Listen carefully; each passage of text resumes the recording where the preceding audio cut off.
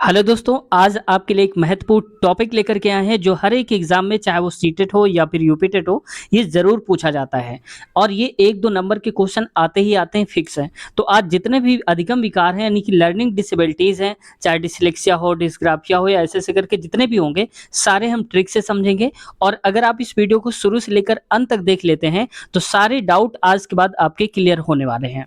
तो शुरुआत करते हैं आज की इस वीडियो की। दोस्तों, अब तक चैनल पे नए हैं और सब्सक्राइब नहीं किया है तो आपसे रिक्वेस्ट है चैनल को सब्सक्राइब कर लीजिए और बेल आइकन दबाकर हमारे चैनल से जुड़ जाइए। तो देखिए यहाँ पर जो सबसे पहले लर्निंग डिसेबिलिटी होती है दोस्तों, तो अधिगम अक्षमता इसको हिंदी में बोलते हैं, यानी कि सीखने में कोई प्रॉब्लम होती है। सीखने की क्षमता या योग्यता में कमी को अधिगम अक्षमता के नाम से हम जानते हैं। तो आपके लिए थोड़ा समझना ज़रूरी है क्योंकि ये पेपर में तो पूछा नहीं जाएगा, लेकिन ये आना थोड़ा-सा ज़रूरी है, इससे आइडिया लगेगा आपको। तो सीखने की जो क्षमता होती है या योग्यता में कमी होती है, उसको अधिगम अक्षमता कहते हैं। अब आते हैं एक-एक करके जानते हैं। सबसे पहले आते हैं डिसलेक्सिया। तो डिसलेक्सिया में देखो, लेक्सिया लक्स साबुन से याद रख लो। तो डिस लक्स लक्स साबुन को कोई पढ़ नहीं पा रहा, जो लिखा हुआ है लक्स नहीं पढ़ पा रहा, तो पढ़ने से संबंधित कठिनाई। डिसलेक्सिया मतलब जो पढ़ने में संबंधित कठिनाइयां होती हैं उनको डिसलेक्सिया के नाम से जानते हैं।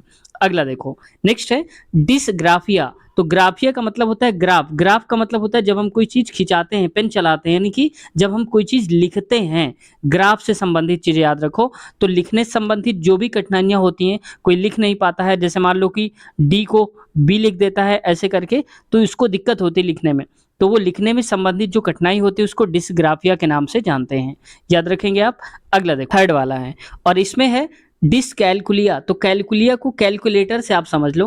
कैलकुलेटर का मतलब क्या होता है कि हम कोई गणनाएं करते हैं, जोड़ घटाना गुणा भाग, ये सॉल्यूशन करते हैं। तो कैलकुलेशन में अगर किसी को दिक्कत आती है तो गणितीय गणना संबंधित जो समस्या होती है उसको कैलकुलिया के नाम से जानते हैं। और डिस का मतलब होता है अक्षमता, न कर पाने की क्षमता, यानी कि जो काम न कर पा रहा हो। समझ जाएंगे आप। डिसकैलकुलिया मतलब जोड़ घटाना गुणा भाग में दिक्कत हो रही है। जैसे मान लो कोई 25 है और गुणे 25 कहा गया किसी को, तो किसी ने क्या कर दिया, 5 5 10 कर दिया जीरो, और 5 5 2 7 करके 8 कर दिया ऐसे, तो मतलब गलत कर रहा है, तो उसको कैलकुलेशन नहीं आ रहा, तो डिसकैलकुलिया हो जाएगा वो। समझ गए आप।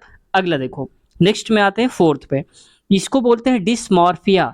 तो डिसमॉर्फिया, मॉर्फिया को मोर से आप समझ लो, मोर नीचे बनी है, इसका मतलब है मोर। किसी छोटे बच्चे ने एक मोर देखा और एक देखा मुर्गा। अब दोनों में उसने क्या देख लिया, वो कह रहा है कि देखो इसके भी 2 पैर होते हैं, इसके भी 2 पैर होते हैं, ऊपर इसकी कलगी होती, चोटी होती है, इसके भी चोटी होती है। तो वो अंतर नहीं कर पा रहा, उसको लगा कि मोर और मुर्गा दोनों सेम ही सेम है, अंतर नहीं कर पा रहा। तो भ्रमक वाली स्थिति है, कंफ्यूजन की स्थिति है उसको, तो डिसमॉर्फिया बोलते हैं। यहाँ से याद रखना, मोर को नहीं पहचान में आएगा तो डिसमॉर्फिया यानी कि भ्रम वाली स्थिति हो जाती है। अगला है डिस्फेजिया। तो डिस्फेजिया का मतलब होता है जब कोई चीज क्या करता है, बोल नहीं पाता है, कोई व्यक्ति को बोलने में दिक्कत होती है किसी भी फेज में, तो वो कहेंगे बोलने से संबंधित विकार को डिस्फेजिया। जैसे मान लो ये छोटा सा बच्चा है, ये बोल नहीं पा रहा, थोड़ा थोड़ा बोल रहा है और ये कुछ कहना चाहता है लेकिन पूरी स्पष्ट शब्दों में नहीं कह पा रहा है, तो इसको हम बोलते हैं डिस्फेजिया। ठीक है। अगला अगला देखो, नेक्स्ट है डिस्प्रैक्सिया और इसका मतलब होता है शारीरिक कौशल से संबंधित विकार।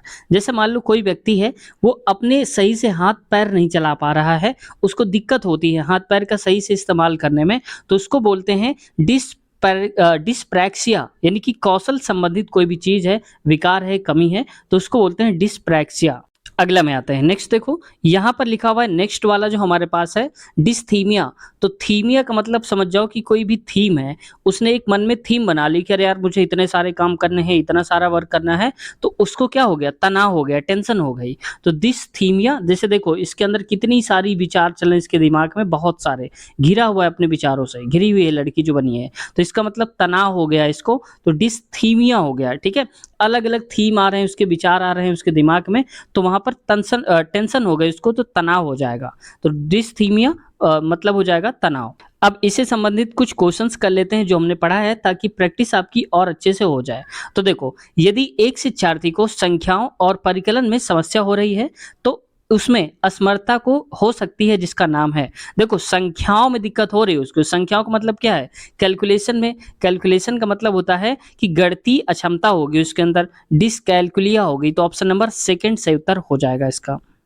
अगला क्वेश्चन है, एक बच्चा जो डैश से ग्रस्त है, वह SW और वाज में अनक्लियर और क्लियर में अंतर नहीं कर पा रहा है, यानी कि उसको क्या हो रहा है, पढ़ने में दिक्कत हो रही है, वो पढ़ नहीं पा रहा है, स और वाज में अंतर नहीं कर पा रहा है। तो इसका मतलब हो जाएगा डिसलेक्सिया। अभी बताया था लक्स साबुन को नहीं पढ़ पाता, तो डिसलेक्सिया समझ जाओ।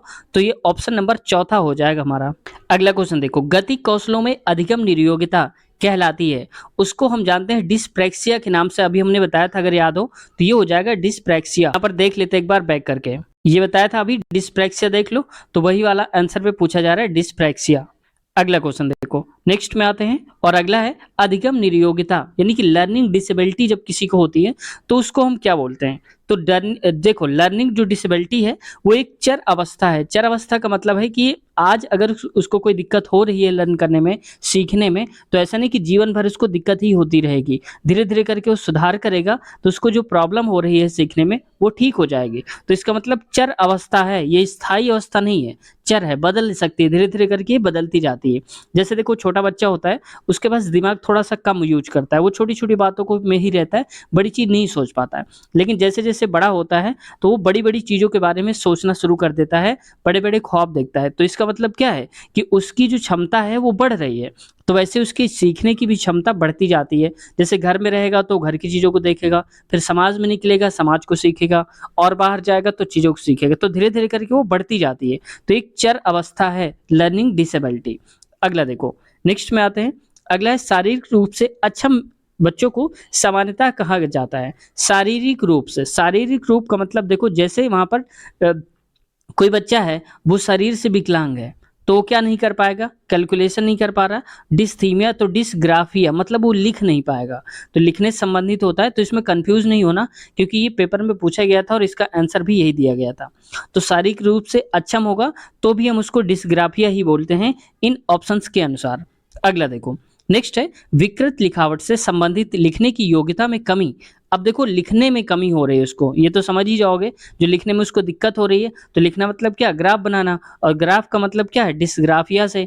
तो ऑप्शन नंबर पहला ही हमारा सही उत्तर हो जाएगा इसका।